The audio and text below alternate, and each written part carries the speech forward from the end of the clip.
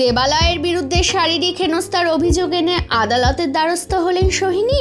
খবর রটতেই মুখ খুললেন অভিনেত্রীর আপ্তসহায়ক। 2018 সালে পরিচালক দেবালয় ভট্টাচার্যের বিদায় ব্যোমকেশ ছবিতে কাজ করেছিলেন অভিনেত্রী সোহিনী সরকার। সেই ছবিতে তাকে আবির চ্যাটার্জির বিপরীতে সত্যবতীর চরিত্রে দেখা গিয়েছিল।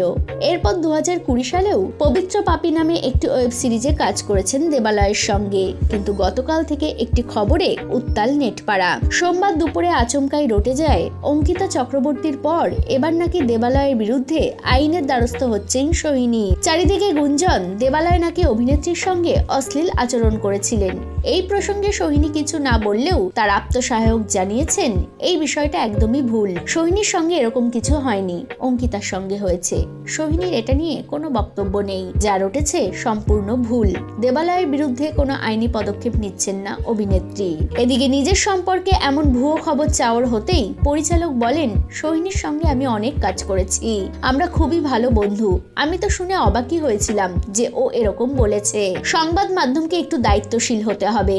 অনেক ক্ষতি হয়ে যায় মানুষের। অনেক কষ্ট করে নিজের জায়গা তৈরি করেছি, তো এই ধরনের খবরে অনেক ক্ষতি হয়ে যায়। এটা করানো হচ্ছে কোথাও থেকে, কেউ করছেন।